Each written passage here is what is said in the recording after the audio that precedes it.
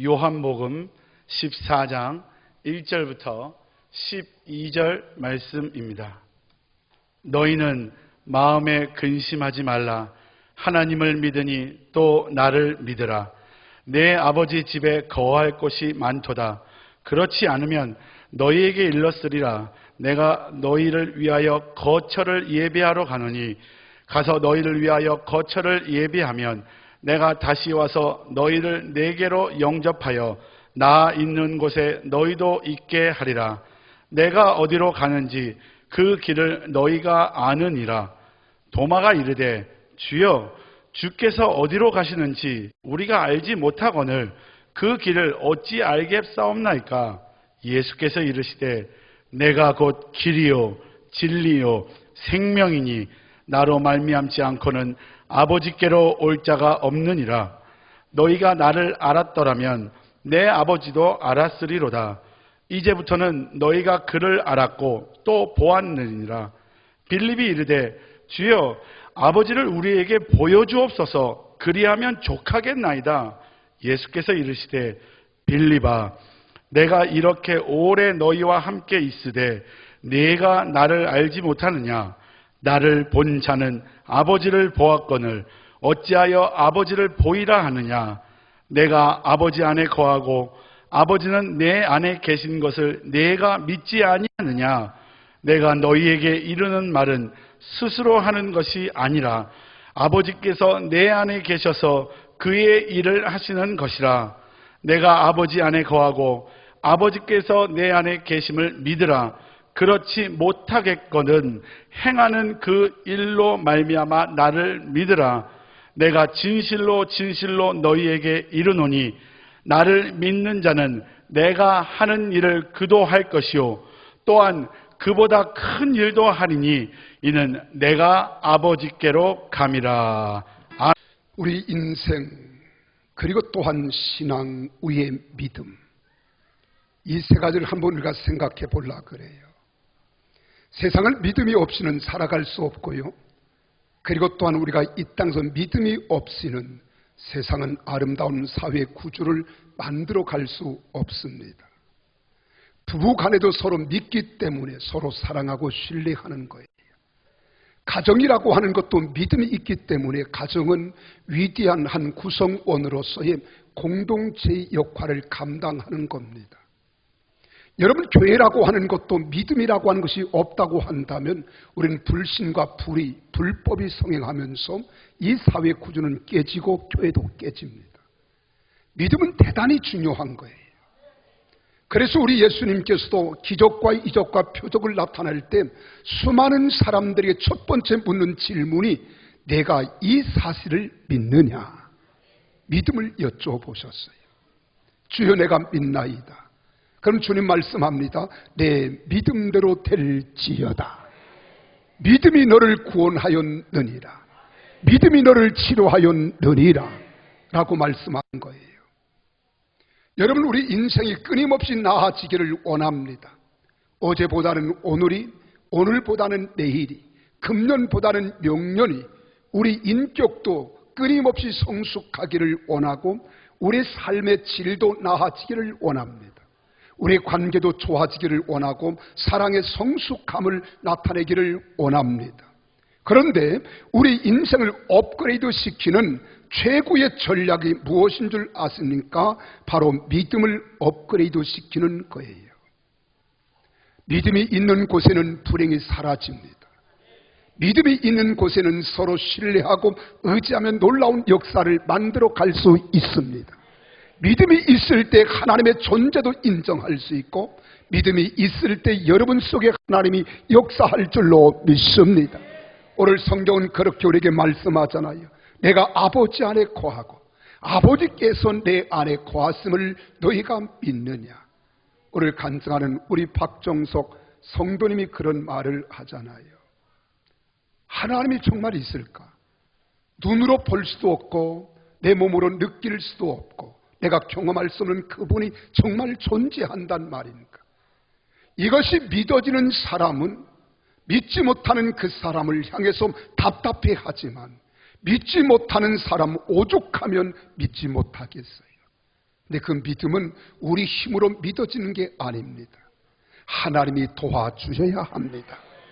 하나님께서 마음에 감동을 주시고 감화를 주시고 우리 마음을 붙잡아 주시고 생각을 사로잡아 주실 때 우리가 믿어질 수 있는 것이지, 우리가 많은 학문을 소유했다고, 내가 많은 지식이 있다고, 내가 경험했다고 믿어지는 건 결코 아닙니다. 우리 주님이 친히 말씀하십니다. 겨자씨만한 믿음이 있으면 산을 옮길 수 있다는 것입니다. 여러분에게는 이미 태산을 옮길 믿음이 있는 존재인 것을 부정하지 마십시오. 그리고 믿으십시오. 여러분, 믿음이라고 하는 것은 사용하면 사용할수록 커지는 겁니다. 기억하세요. 여러분의 믿음이 커지면 인생도 변화되고 커지는 겁니다.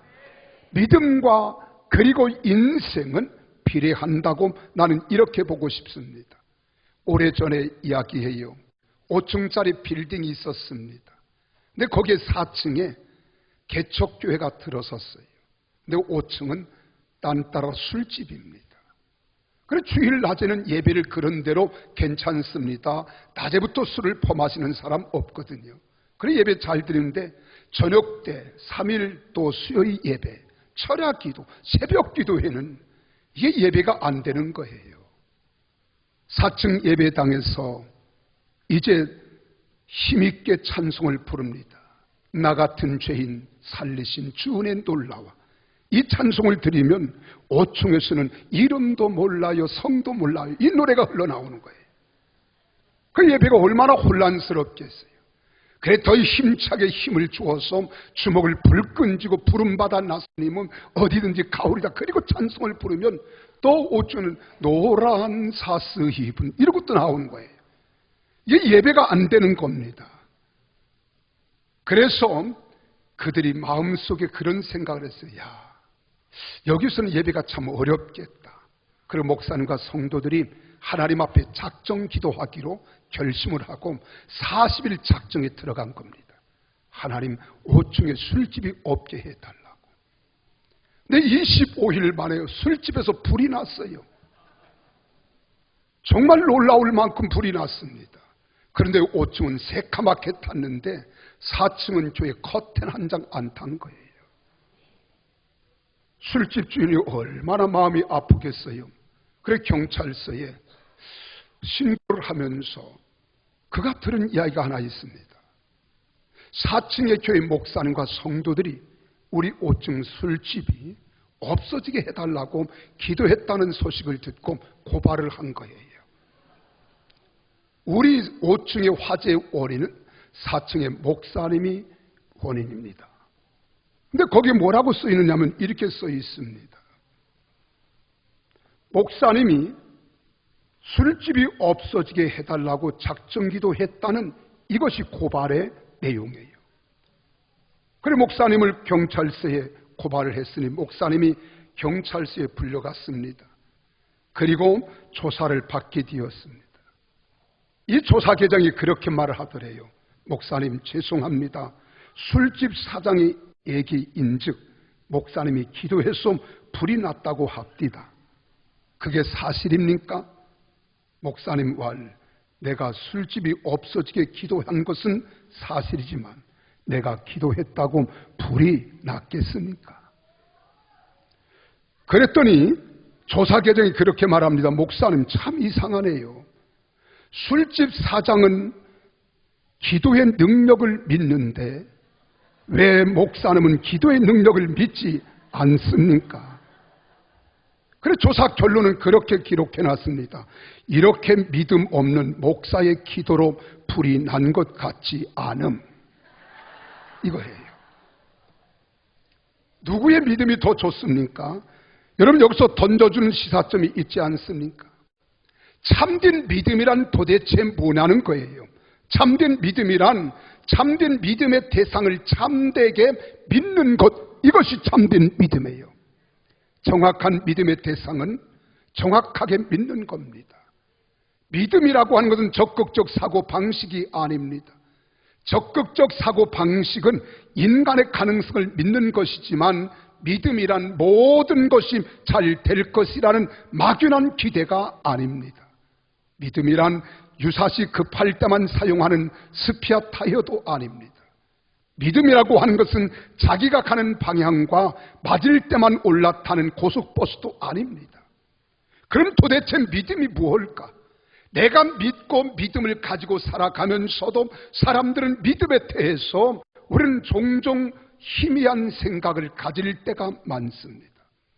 도대체 믿음이란 무엇인가?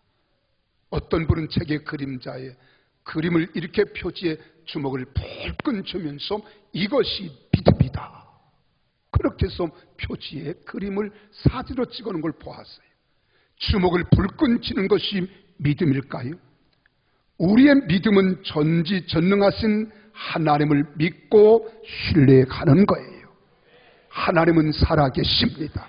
하나님은 눈에 보이지 아니하고 귀에는 들리지 아니하며 손에는 잡히는 것이 없고 내 몸으로 우리가 느낄 수 없는 그분일지라도 하나님은 살아계심을 믿는 것, 이것이 믿음이에요.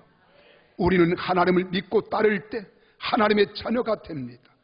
우리는 예수 그리스도의 십자가의 대속의 피를 믿고 의지할 때 구원을 얻습니다. 오직 의인은 믿음 때문에 살고 믿음 따라 죽는 것입니다. 이것이 믿음인 줄 믿으시면 아멘. 여러분, 죽음 앞에 선 바울 사도는 여러분 디모데후서 4장 7절에 그렇게 고백하잖아요. 내가 선한 싸움을 싸우고 나의 달려갈 길을 마치고 믿음을 지켰으니라고 이야기합니다. 6월가 두 썰이라고 하는 책이 이런 내용이 되어 있어요. 내 인생의 크기는 내가 믿는 하나님 크기에 따라 결정된다는 거예요. 내 믿음이 크냐 적으냐에 따라서 인생의 크고 작음도 결정이 된다는 겁니다. 그렇다면 사랑하는 여러분, 우리가 믿음이 작은 것보다는 큰 믿음이 위대한 역사를 가져옵니다. 능력을 나타낼 수 있습니다. 예수님께서도 믿음이 작은 자를 향해서는 믿음이 적은 자요 왜 의심하느냐 주님이 책망하지만 믿음이 큰 사람에게는 내 믿음이 크도다, 내 믿음이 너를 구원하였느니라, 내 믿음이 너를 자유케 하였느니라. 오늘 사랑하는 여러분, 나는 우리 성도들이 다 큰 믿음의 사람, 하나님 능력의 믿음의 사람이 다 되기를 예수님 이름으로 축원합니다. 그렇습니다. 믿는 만큼 인생은 탈바꿈할 수 있고요, 믿는 만큼 인생의 승패는 달라집니다. 믿는 만큼 여러분의 미래는 변화가 있는 줄 믿으시기를 바랍니다. 내가 어떻게 믿느냐는 거예요. 연세대학교 초대 총장을 지냈던 백낙준 박사의 이야기입니다. 아버지 백사경 씨는 시각장애인이었어요. 그리고 그가 눈이 보일 수 없는 사물을 향해서 어떻게 우리가 지적을 분간할 수 있겠어요? 그래서 그가 하나님 앞에 기도한 것도 아닙니다. 근데 그는 영적인 힘이 임했어요. 어떤 영적인 힘인 줄 아십니까? 마귀가 그를 지배했어요. 그리고 점을 보기 시작하는데 얼마나 용한지 눈을 감고 천리를 본 것처럼 아주 점괘가 대단했습니다. 그래서 돈을 좀 많이 모으자 그의 아내와 자녀를 버리고 그리고 새로운 여자를 얻고 가정을 꾸렸어요. 계속 점을 칩니다. 그런데 어느 날 전도자가 그에게 나타났습니다. 그 전도자가 이렇게 말하는 거예요. 당신의 영혼과 후손들의 장래를 생각해서 점쟁이 생활 청산하고 예수를 믿으세요. 그런데 이 백사경 씨가 얼마나 화가 났겠어요. 나보고 예수 믿으라고? 나는 점쟁이야. 나는 이렇게 잘 살고 내가 살 만큼 사는데 나보고 예수 믿어?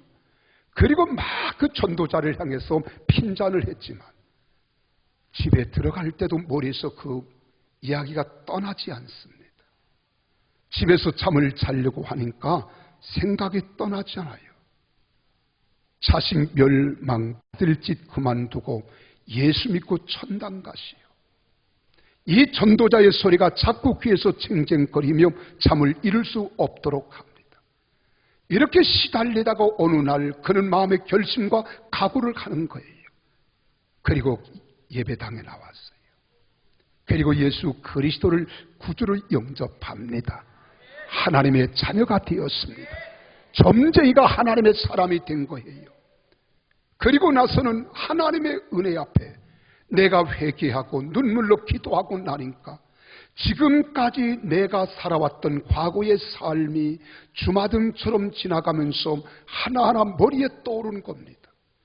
내가 지금까지 모아둔 돈도 하나님이 기뻐하지 않는 돈이라구나. 내가 새로운 가정을 꾸리는 것도 하나님이 기뻐하지 않는 것이다. 그래서 모든 재산을 다 청산해버렸어요. 그리고 하나님 성전을 짓는 일에 바쳤습니다. 그리고 가정이 어려울 수밖에 없잖아요. 힘들 수밖에 없잖아요. 이 사실을 안 맥킨이라고 하는 선교사님이 백사경 씨의 가족들을 교회 사찰로 봉사하게 합니다. 근데 아들 백낙주는 중학교를 보내고 고등학교를 보내고 미국 유학을 통해서 예일 대학에서 철학 박사학위를 받은 후에 연세대학교 교수와 초대 총장이 되고 문교부 장관을 지냈습니다. 여러분, 백낙준 인생은 축복된 인생으로 바꿔주신 분이 누구예요? 하나님이십니다. 우리 인생도 하나님께서 믿음만 가지면 바꾸어 주실 줄 믿으시기를 바랍니다. 내 인생도 바뀌어질 것이라는 확신과 믿음을 가지십시오. 이 믿음은 내 속에서 지식으로 가는 게 아닙니다. 주님이 내 안에 거하고 내가 주님 안에 있으면 내 생각하는 것도 마음에 그리는 꿈도 하나님이 주신 믿음인 줄 믿으시고, 내가 가난에서 부유로, 절망에서 소망으로, 어둠에서 광명으로, 질병에서 건강으로, 나의 노쇠함에서 하나님의 크신 소망과 은총으로 이끌어 주실 줄 믿으십시오. 내 인생은 변화됩니다. 하나님이 여러분을 바꾸어 주시려고, 새롭게 하시려고 불러주셨고 믿음을 주셨고 하나님을 믿게 하신 줄 믿으시기를 바랍니다. 그 하나님께서 병든 자에게는 치료해 주신다 이 말이에요. 절망의 초한자에게는 소망을 주시고, 억압된 자들은 자유케 하시고, 문제는 해결해 주시고, 막힌 것들은 열어주시고, 묶인 것들은 풀어주시는 전능자 하나님을 믿으시기를 바랍니다. 그리고 우리는 믿음으로 바라보십시오. 마음으로 믿는 것으로 끝나면 안 됩니다. 반드시 내 마음속에 하나님이 이렇게 해주시리라는 확신과 믿음을 가지고 이제 여러분들은 바라보십시오. 믿음이 무엇입니까? 히브리서 11장 1절은 이렇게 정의를 내립니다. 믿음이란 바라는 것들의 실상이요, 보지 못하는 것들의 증거니라. 보지 않는 것들의 증거라는 거예요. 믿음은 보는 것입니다. 하나님을 보는 겁니다. 바라고 소원을 하는 것들을 바라보는 겁니다. 무엇을 보는가 하는 것이 바로 믿음입니다. 나는 그 바라볼 때 믿음의 주요 온전케 하신 이인 예수를 바라보십시오. 그 예수님이 믿음의 주체가 되시고 믿음의 근본이 되시고 믿음의 본질이 되심을 믿어야 합니다. 여러분, 영국의 유명한 존 웨슬리라고 하는 사람은 목사님이에요. 감리교의 창시자입니다. 오늘 시골에 어느 농부가 문제가 있습니다. 큰 어려움에 빠졌습니다. 그래서 시골에서 그 농부와 함께 상담을 하고 있는데, 그때 소 한 마리가 고개를 높이 들더니 담장 너머 저쪽을 바라보는 거예요. 그것을 본 웨슬리는 이 농부에게 물었습니다. 지금 저 소가 무엇을 바라보고 있는 줄 아십니까? 그랬더니 그때의 농부가 담장 너머에 무엇을 바라보겠지요? 라고 대답을 했습니다. 맞습니다. 왜 저 소가 담장 너머에 목을 지켜 세우고 멀리 바라본 줄 아십니까? 가만히 있을 때에는 담장이 시야를 가리기 때문에 저 멀리 있는 산을 볼 수 없기 때문입니다. 그렇습니다.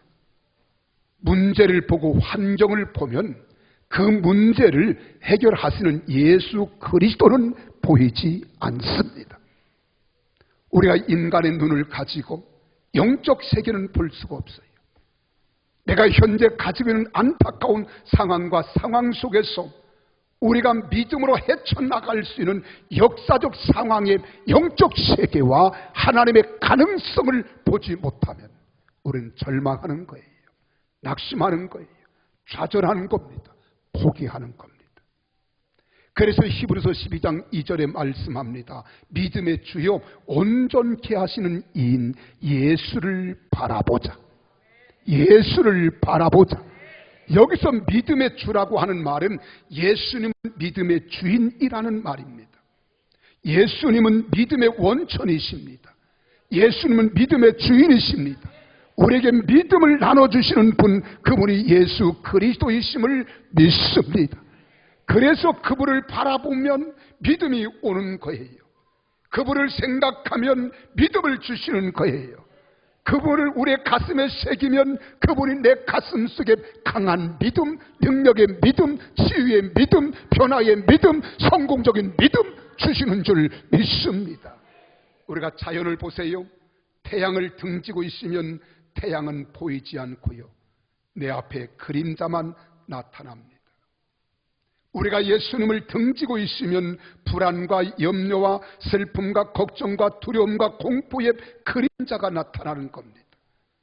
그래서 오늘 본문 말씀 14장 1절에 말합니다. 너희는 마음에 근심하지 말라. 너희는 마음에 근심하지 말라. 하나님을 믿으리 또 나를 믿으라는 거예요. 오늘 사랑하는 여러분, 우리는 주님을 바라보십시오. 주님을 의지하십시오. 우리가 태양을 바라보면 그림자는 뒤로 물러가고 태양만 나타납니다. 그것이 믿음의 주 예수 그리스도를 바라보는 신비입니다. 이것이 바라봄의 법칙이요 바라봄의 능력입니다. 주님을 믿고 바라볼 때 변화가 있고 바라보는 양만큼 능력도 역사도 커지는 거예요.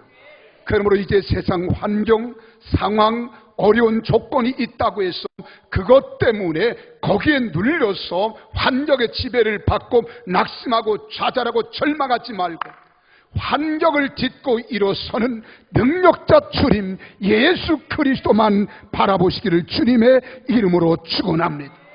그러면 마지막으로 어떻게 믿음을 업그레이드 시킬 수 있을까요? 하나님의 존재나 살아계심이 의심되는 분이 계십니까? 하나님이 살아계시지만 나 같은 사람을 통해 역사하실까? 라고 하는 의문이 있는 분이 있어요. 나 같은 사람과도 함께 하실 것인가? 도저히 이해가 안 된 분이 있습니까? 이러한 일에 의심이 되신 분이 계십니까? 여러분이 의심하는 그 의심을 모두 의심하십시오. 주님을 의심하지 말고 의심을 의심하십시오. 모든 믿음의 사람들은 의심하는 것을 버렸습니다. 믿음은 의심을 정복하는 거예요. 여러분은 모든 의심을 의심하십시오. 여러분 속에 믿음을 포기시키는 모든 것을 포기해 버리십시오. 그리고 하나님을 믿으시되 100% 믿고 따르시기를 예수님 이름으로 축원합니다. 확실히 믿으세요. 역사는 일어날 줄 믿으세요. 기적이 나타날 줄 믿으세요.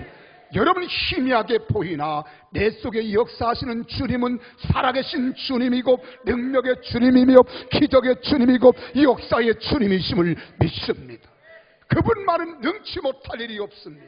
부족함이 없습니다. 모르는 것이 없습니다. 못할 일이 없습니다. 퍼펙트한 거예요. 완벽한 사랑, 완벽한 믿음, 완벽한 능력, 완벽한 권세를 가지신 우리 주님이심을 믿으시기를 바랍니다. 한 유명한 심리치료사에게 기자가 물었습니다. 어떤 사람들이 가장 많이 찾아오냐고 물었어요. 어떤 사람들이. 대부분 많은 사람들 앞에서 말을 잘못하는 소극적인 사람들이 찾아온다는 거예요. 심지어는 그런 생각만 해도 얼굴이 빨개지는 사람들. 호기심이 생긴 기자는 그렇다면 치료만 받으면 누구나 극복할 수 있는가라고 물었습니다. 저를 찾아오신 분들도 그걸 가장 많이 묻더군요 라고 답변합니다. 그런데 치료의 효과는 생각에 따라 달라집니다. 크게 우리는 세 가지로 나누어 볼 수 있습니다. 첫째는 100% 저를 믿는 사람들입니다.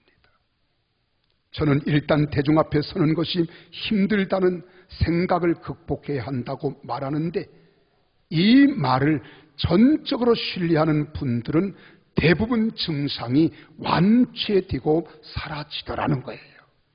깨끗하게 되더라는 거예요.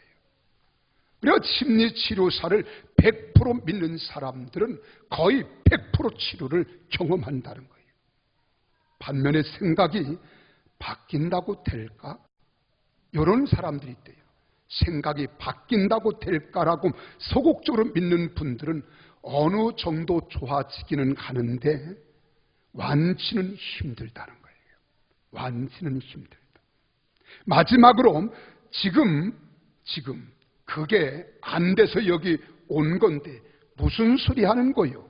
라고 하는 사람들은 완전히 불신하는 분들이기 때문에 돈만 날리고 가지 도저히 해결점을 찾을 수 없다는 세 가지 유형으로 나누어 볼 수 있다는 겁니다.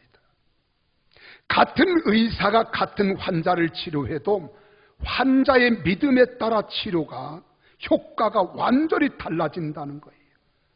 반면에 나의 모습을 어떻습니까? 한번 생각해 봐야 되지 않겠습니까? 여러분은 지금 어떠한 마음인가요? 주님의 말씀이 믿어집니까? 주님의 복음이 믿어집니까? 여러분 믿어지되 얼마나 신뢰하고 있습니까? 100%입니까? 50%입니까? 아니면 내가 믿고 싶은 부분만 믿습니까? 성경을 온전히 하나님 말씀으로 100% 신앙으로 믿음 생활하는 여러분들이 되기를 주님의 이름으로 축원합니다. 그럴 때 주님이 역사하는 거예요. 여러분 믿음을 100% 업그레이드 시키십시오. 기도의 능력을 업그레이드 시키십시오. 그리고 말씀의 능력을 업그레이드 시키십시오.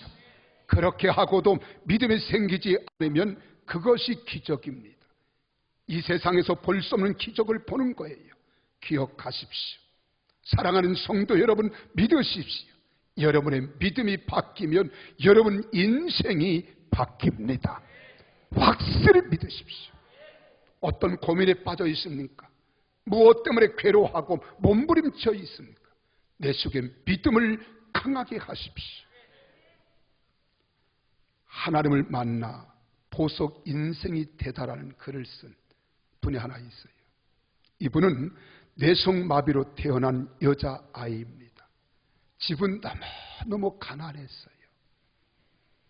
그리고 아버지는 술과 담배에 찌들린 사람이에요. 알코올 중독자입니다. 니코틴 중독자예요. 그리고 과로로 병이 들었어요. 인생을 비관합니다. 가정을 포기했습니다.